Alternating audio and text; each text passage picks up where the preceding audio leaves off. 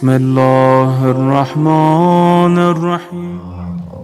اللهم صل على محمد أعوذ بالله من الشيطان الرجيم بسم الله الرحمن الرحيم لا حول ولا قوة إلا بالله العلي العظيم حسبنا الله ونعم الوكيل نعم المولى ونعم النصير وبه نستعين وهو خير ناصر ومعين وصلى الله على رسوله الكريم حبيب إله العالمين العبد المرتضى والنبي المجتبى والرسول المصطفى سيدنا ونبينا ومولانا بالقاسم محمد اللهم صل على محمد اللهم صل على سيدنا ومولانا علي أمير المؤمنين وقائد الغر المحجلين وإمام المتقين عليه أفضل الصلاة والسلام وعلى التحية والثناء وعلى الصديقة الكبرى فاطمة الزهراء سيدة النساء العالمين وعلى سبتي الرحمة الحسن والحسين سيدي شباب أهل الجنة أجمعين صلوات محمد وآل محمد اللهم صل على محمد رحمة الله على محبيهم واللعنة الدائمة على أعدائهم أجمعين. شب مبعث اور معراج کی مبارکباد سرکار حضرت حجت کی خدمت میں پیش کرتے ہوئے امام زمان علیہ السلام کی دعا.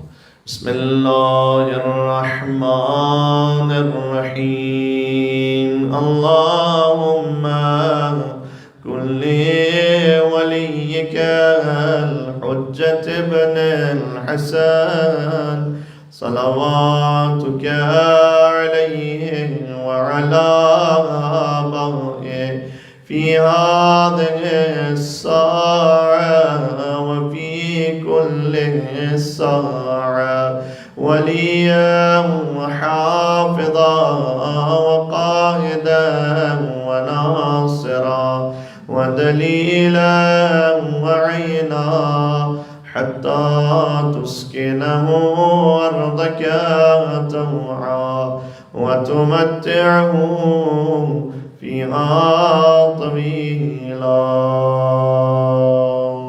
اللهم صل على محمد وآل محمد وعجل فرجهم.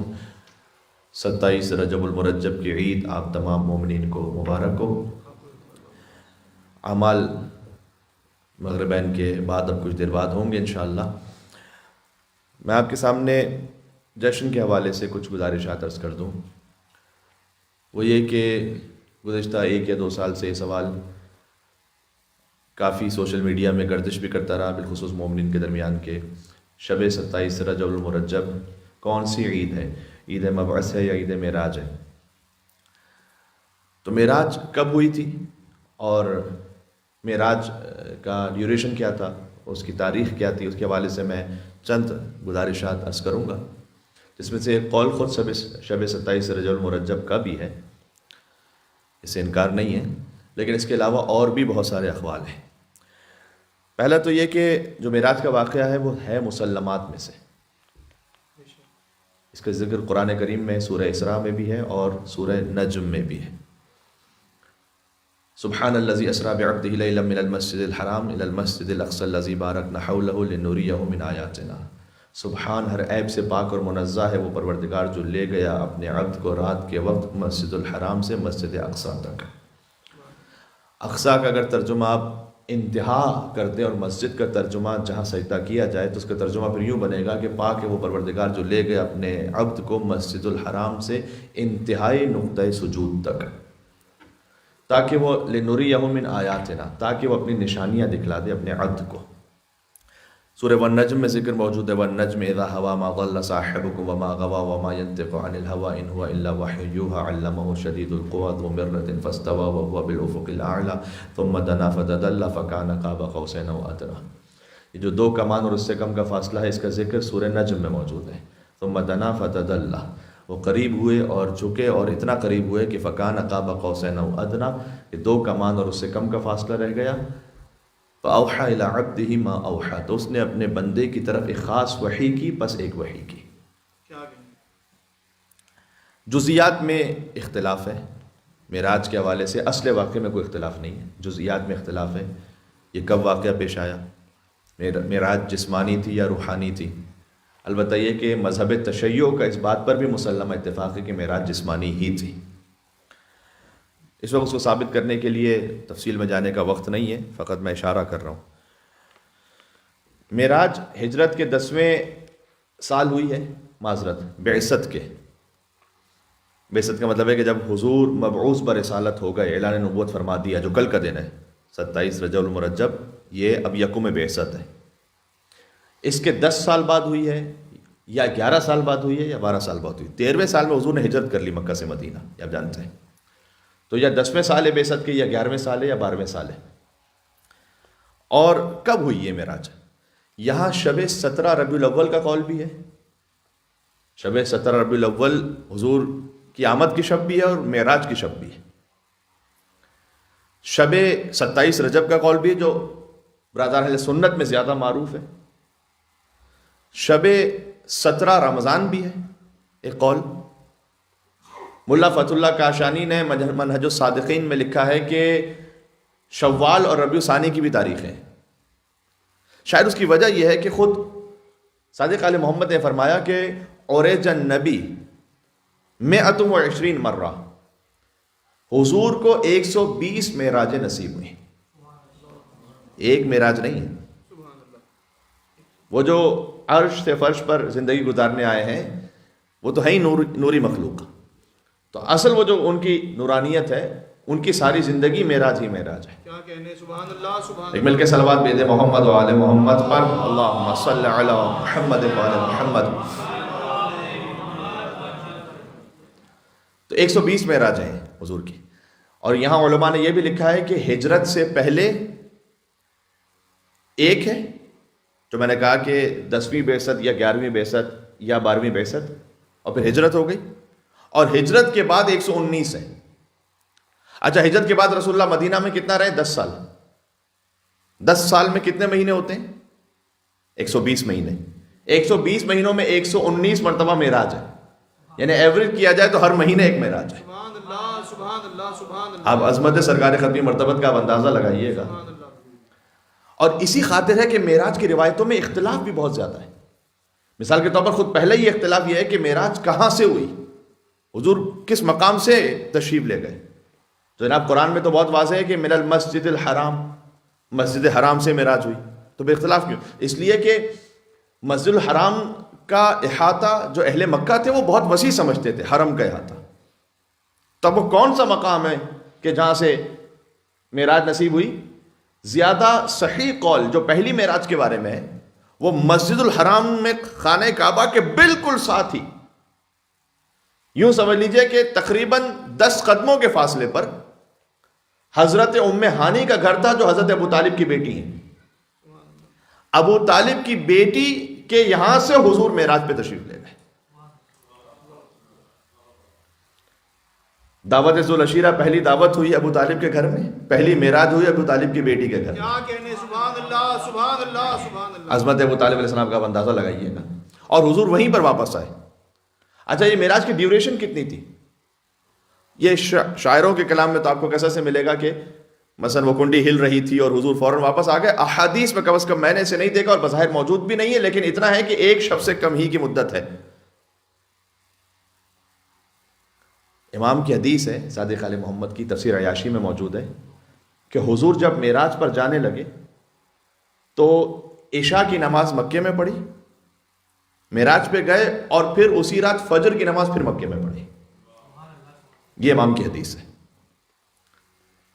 بعض علماء اس سے اندازہ لگاتے ہیں کہ ہو سکتا ہے کہ 2 سے 3 گھنٹے کی یہ مدت ہو کہ عشاء کی نماز پڑھ کر حضور معراج پہ تشریف لے گئے، واپس آئے اور فجر کی نماز دوبارہ مکے میں پڑھی۔ اللہ اکبر۔ ایک لطیف بات اور ہے، جب امام جعفر صادق علیہ السلام نے فرمایا اللہم صلی علی محمد وعلی محمد، کہ حضور کو 120 معراجیں ہوئیں، تو یہ کتاب الخصال میں شیخ صدوق نے لکھا ہے۔ اچھا، کتاب الخصال کی بک کا جو سٹائل ہے وہ یہ ہے کہ جس حدیث میں ایک کا عدد آیا ہو کسی بھی بارے میں، اس کو ایک ساتھ جمع کیا، پھر 2 کا عدد آیا تو پھر ایک ساتھ جمع کیا، 3 کا عدد تو ایک ساتھ جمع کیا۔ مثلا سورہ یاسین پڑھنے والے کے لیے 10 اجر و ثواب ہے تو اس کو 10 کے چیپٹر میں لکھا۔ تو انہوں نے جو 120 کا چیپٹر لکھا اس میں اس حدیث کو لکھا کہ حضور کو 120 معراج نصیب میں،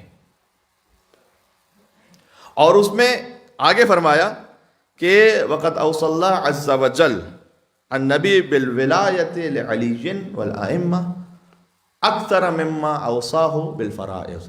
ہر معراج پر 120 کی 120 معراج میں سے ہر معراج میں اللہ سبحانہ و تعالیٰ نے اپنے حبیب کو علی بن ابی طالب کی ولایت کی وصیت اور نصیحت کی۔ سبحان اللہ سبحان اللہ سبحان اللہ۔ ہر اس فریضے سے زیادہ کہ جو معراج پہ پہنچایا، 120 کی 120 معراجوں میں سب سے زیادہ وصیت اور نصیحت علی بن ابی طالب کی ولایت کی۔ سبحان اللہ یہ حدیث امام ہے۔ سبحان اللہ سبحان اللہ۔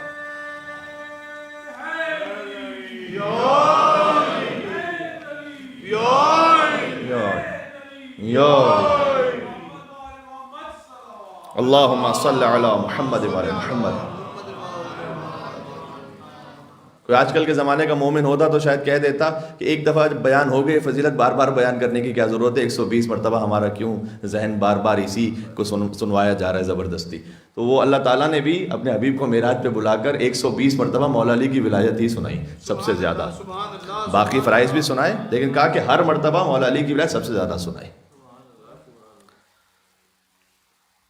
پیغمبر کا سفر مکے سے شروع ہوا، پھر مدینہ میں حضور نے معراج پہ جاتے ہوئے مدینہ میں نماز پڑھی، مسجد کوفہ میں نماز پڑھی،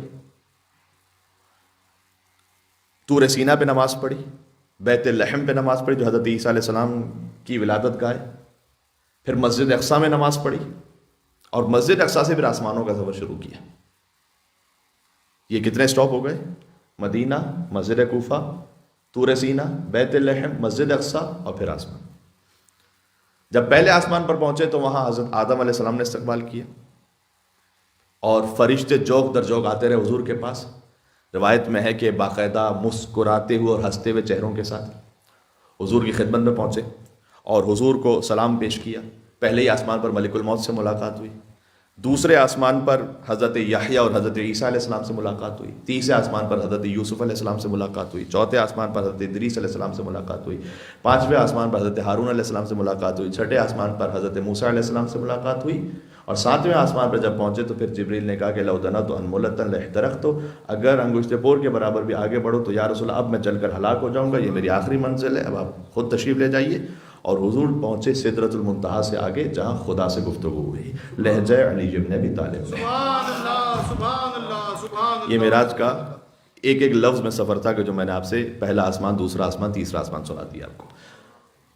ان انبیاء سے ملاقاتیں ہو کر جب سدرۃ المنتہا سے آگے پہنچے تو لہجہ علی بن ابی طالب علیہ السلام میں اللہ نے کلام کیا، اس لیے کہ اللہ سبحانہ و تعالیٰ نے کہا کہ اے حبیب میں نے جب آپ کے دل کا مشاہدہ کیا تو آپ کے دل میں سب سے زیادہ محبوب ہستی علی بن ابی طالب کو پایا، سبحان اللہ۔ لہذا میں چاہتا تھا کہ اس لہجے میں، اس صوت میں آپ سے کلام کروں جو آپ کے لیے سب سے زیادہ آشنا ہو اور آپ کے لیے محبوب آواز ہو، سبحان اللہ سبحان اللہ تاکہ انسیت باقی رہے۔ سبحان اللہ سبحان توصیف محمد کی و تحریر کہاں تک، ناچیز کا ادراک تو پہنچا ہے یہاں تک کہ جبریل کے پر جلنے کا امکان ہے جہاں تک، نعلین محمد کی رسائی ہے وہاں تک، اب اس سے جو آگے ہے وہ پردے میں نہا ہے، لہجہ ہے جو حیدر کا تو خالق کی زبان ہے۔ سبحان اللہ۔ نعرہ حیدری۔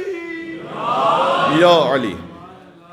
وہاں گفتگو ہوئی حلال و حرام کے بارے میں، فرائض کے بارے میں، بہت سی اخلاقیات کے بارے میں۔ حضور نے جنت و جہنم کے ایک ایک دروازے کو دیکھا، اس پہ میں آپ کے سامنے ایک پوری مجلس پڑھ چکا ہوں، بلکہ 2 شاید مجالس پڑھ چکا ہوں، کہ جہاں حضور نے جنت کے دروازے پر کیا لکھا ہوا دیکھا، پہلے دروازے پہ کیا لکھا ہوا تھا، دوسرے دروازے پہ، تیسرے دروازے پہ کیا لکھا ہوا تھا، جنت کے 8 دروازے، جہنم کے 7 دروازے، اور ان سب کا مشاہدہ کرنے کے بعد اب اس میں اختلاف ہے روایات میں، اس سے سمجھ میں آتا ہے کہ شاید ہوتا ہے کہ مختلف روایات مختلف معراجوں کی ہوں، کہ جہاں کہیں ایک گفتگو ہوئی، دوسری معراج میں کوئی اور گفتگو ہوئی۔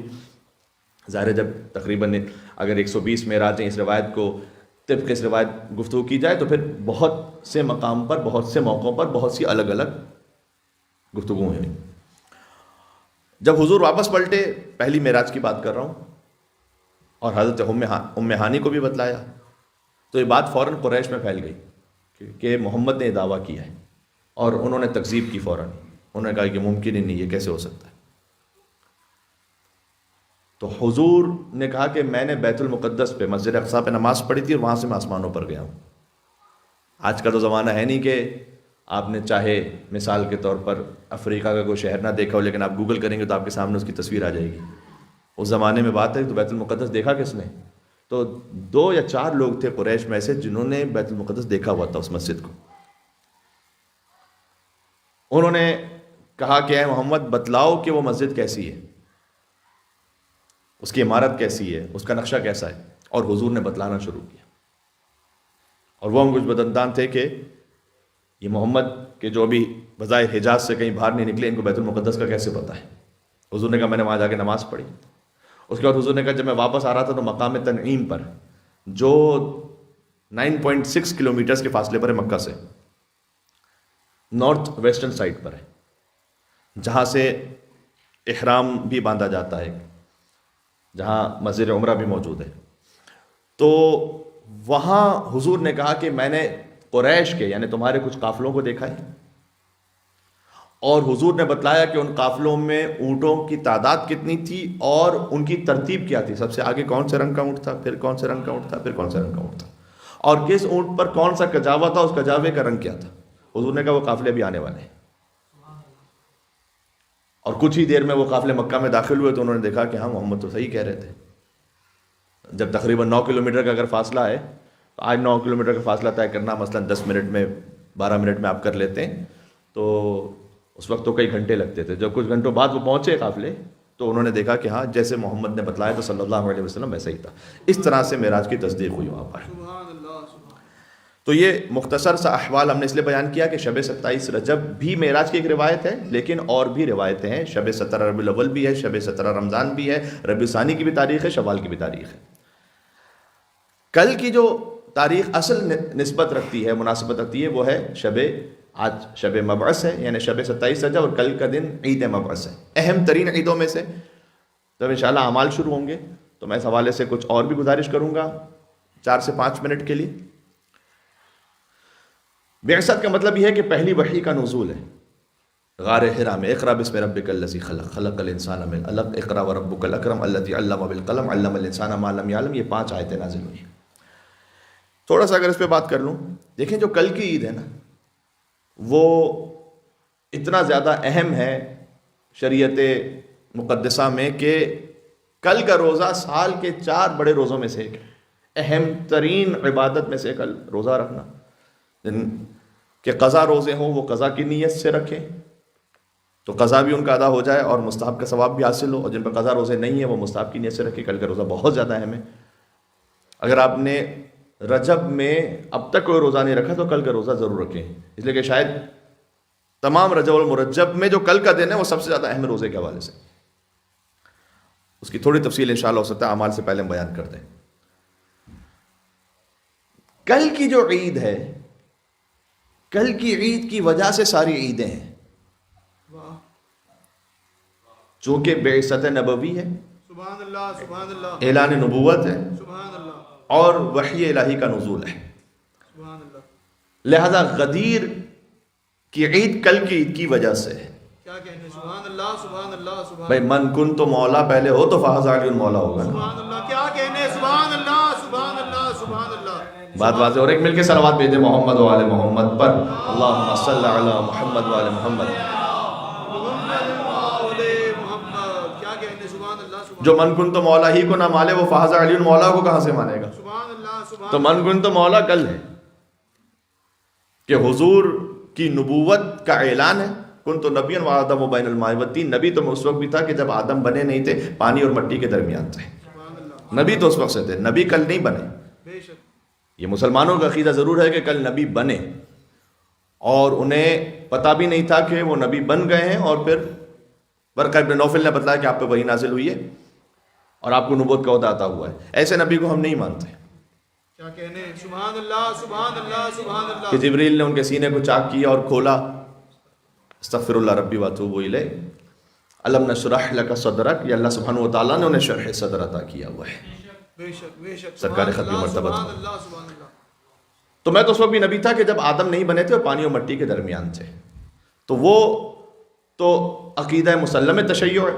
ہاں اعلان نبوت کل ہوا، پہلی وحی کا نزول کل ہوا، لہٰذا یہ جو نبوت ہے یہ وہی ولایت ہے، یہی مولائیت ہے. تو من کنت مولا فہذا علی مولا. تو کل کی عید کی وجہ سے عید غدیر ہے، کل کی عید کی وجہ سے عید مباہلہ ہے، کل کی عید کی وجہ سے عید الفطر ہے، کل کی عید کی وجہ سے عید الاضحیٰ ہے، کل کی عید کی وجہ سے عید جمعہ ہے. پورا دین ہی کل کی عید کی وجہ سے. سبحان اللہ سبحان اللہ سبحان اللہ سبحان آپ اندازہ لگا رہے ہیں. تو بعثت نبوی کی یہ اہمیت ہے جو ہمارے اتنی زیادہ اہمیت اس کی شاید سمجھی اگر گئی تو منایا نہیں جاتا اسے اس اہتمام کے ساتھ، ورنہ سال کی اہم ترین عیدوں میں سے ایک عید ہے یہ.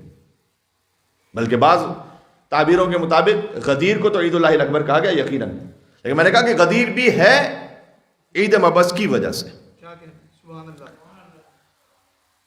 آخری ایک نقطہ یہ عرض کر دوں، بس اس عید کی اہمیت تھوڑی سی آپ کے سامنے میں اجاگر کرنا چاہ رہا تھا. اعمال انشاءاللہ ہم بتلائیں گے آپ کو. آج کی شب کے خاص اعمال ہیں، 12 رکعت نماز ہے. 12 رکعت نماز پڑھنے کے بعد 7 مرتبہ چند سوروں کی تلاوت ہے، اور آج کی شب کی ایک خاص دعا ہے.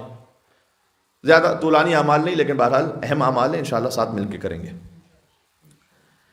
ایک آیت ہے سورہ شورا کی آیت نمبر 15، جس میں اللہ تعالیٰ نے حضور کو حکم دیا کہ جب آپ مبعوث برسالت ہو چکے ہیں، اب آپ نے اعلان نبوت کر لی ہے، تو آپ نے کون سے اصولوں پر ایسے زندگی گزارنی ہے کہ اگر میں جملہ کہوں تو یہ جو بعثت نبوی ہے اس کا مکمل حق اس وقت ادا ہوگا کہ جب آپ یہ 5 اصولوں کے ساتھ اپنی زندگی گزاریں گے.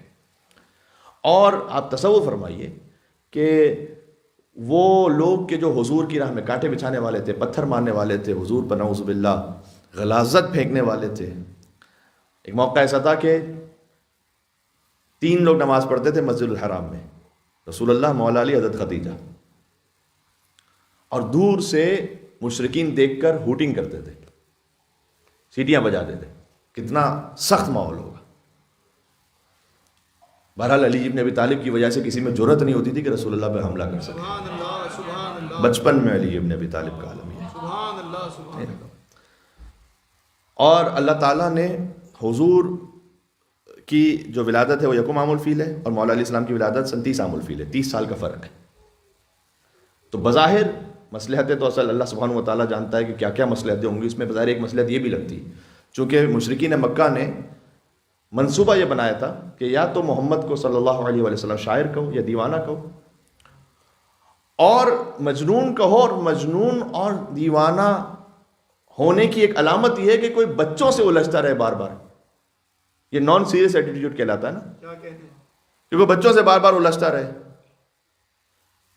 تو ایسا کرو کہ بچوں کو اس محمد کے پیچھے لگا دو. اب اسے پتھر پھینکے، اس پر آوازیں کسیں، کب تک انسان صبر کرے گا؟ اور جب ان کا کوئی آپس میں بچوں کے ساتھ ایسا تنازع، کوئی بات ہوتی رہے، دیکھو ان کا تو کام ہی ہے کہ تو وہ چھوٹے چھوٹے بچوں سے الجھتے رہتے ہیں بس.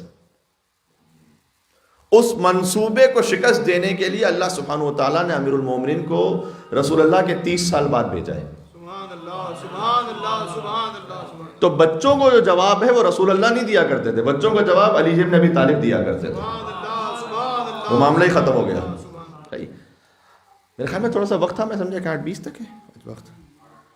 اچھا ٹھیک ہے، 2-3 منٹ ہے. وہ کہ جو راہ میں کانٹے بچھانے والے، پتھر پھینکنے والے، بالآخر بعض ایسے چاہنے والے بھی بنے پھر حضور کے، کہ جو حضور کے وضو کے قطروں کو جمع کرتے تھے تبرک کے طور پر. جب حضور نے حجۃ الوداع کیا تو جو تقسیر فرمائی تو اس میں ایک ایک بال کو بہت سے صحابہ کرام نے لیا بطور تبرک. بال کے ساتھ آل کو لے لیتے تو بہت ضروری تھا. سبحان اللہ سبحان اللہ. نعرہ حیدری. یا علی. لیکن یہ 23 سال کے عرصے میں اتنا بڑا فرق کیا ہے؟ رسول اللہ نے اللہ کے حکم کے مطابق ان 5 اصولوں پر عمل کیا ہے. 5 یہ اصول وہ ہیں کہ قابل ہیں کہ واقعا کم از کم ایک مجلس تو پڑھی جائے ان 5 اصولوں پر. لیکن میں آپ کے سامنے فقط آیت کا ترجمہ پڑھ رہا ہوں. فَلِذَلِكَ فَادْعُ، یہ سورہ شورا کی آیت نمبر 15 ہے، آپ خود اسے جا کر اس کا ترجمہ دیکھیے گا.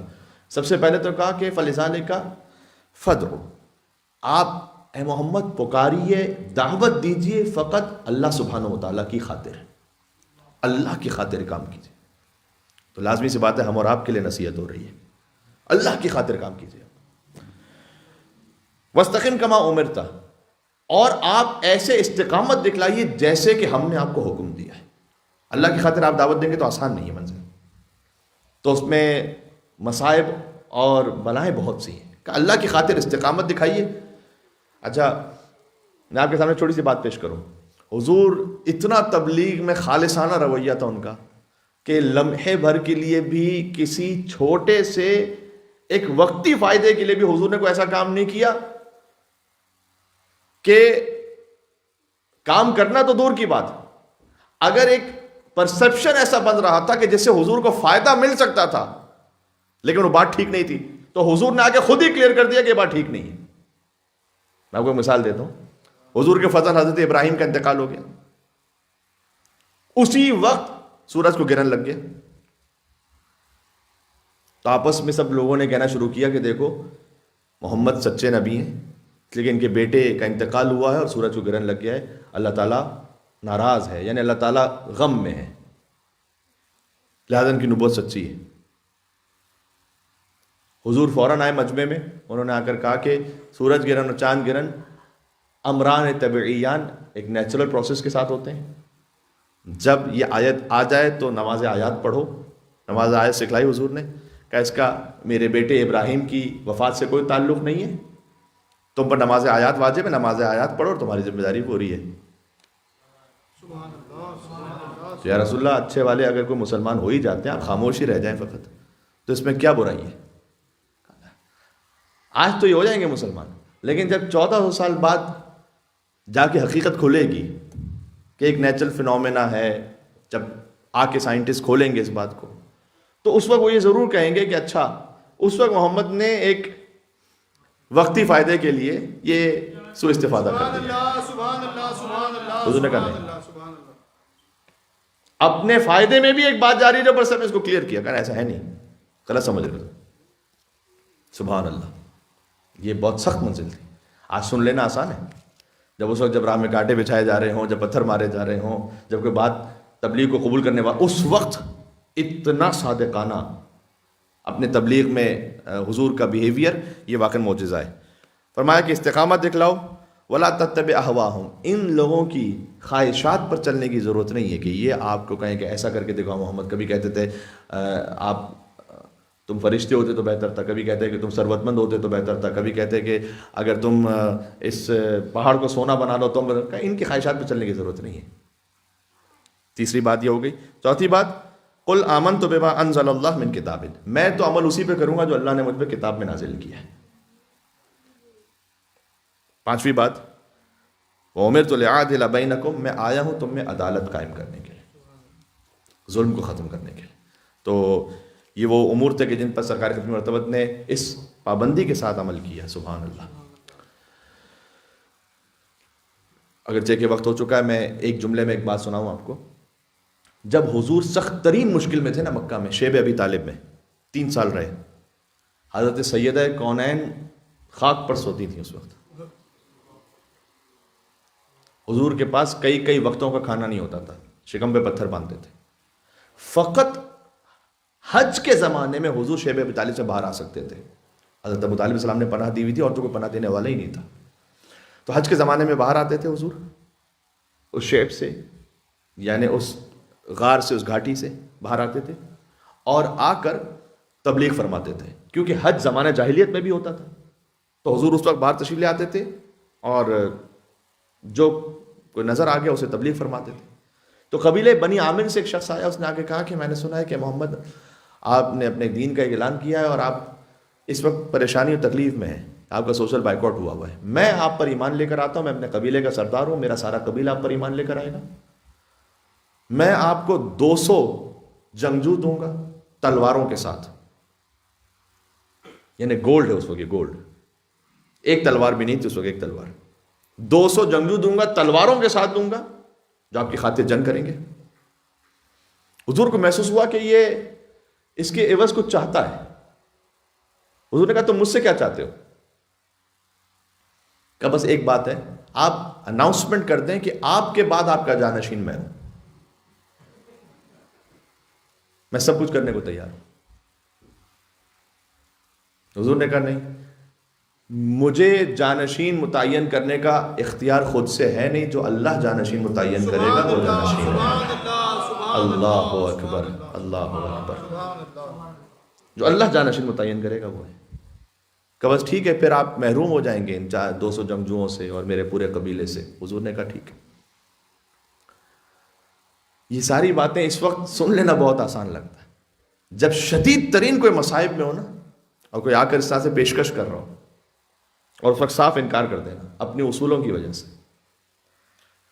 اس سے طاقت سمجھ میں آتی ہے غدیر میں اس اعلان کی من کنت مولا فہذا سبحان اللہ، سبحان اللہ، سبحان اللہ، سبحان کیا قوت ہے اس اعلان خداوندی کی، سبحان اللہ۔ ایک مل کے صلوات بے دے، نام حیدر کرار علی ابن ابی طالب، اللہم صلی علی محمد و آل محمد وعجل فرجہم۔ اللہ تعالیٰ ہمیں شریعت مصطفوی پر عمل کرنے کی توفیق عطا فرمائے۔ اس شریعت میں یہ سب کچھ نہ رہتا اگر ولایت مرتضوی نہ ہو، تو ہمیں مولا کائنات کی ولایت پر ثابت ختم فرمائے۔ اے پروردگار، حضرت حجت کو ہم سے راضی و خوشنود فرما دے، عید پہ جو اعمال انجام دیں گے اسے اپنی بارگاہ میں قبول فرما۔ ربنا تقبل منا انک انت السمیع العلیم، بجاہ محمد و آلہ الطیبین الطاہرین، نعرہ صلوات، اللہم صلی علی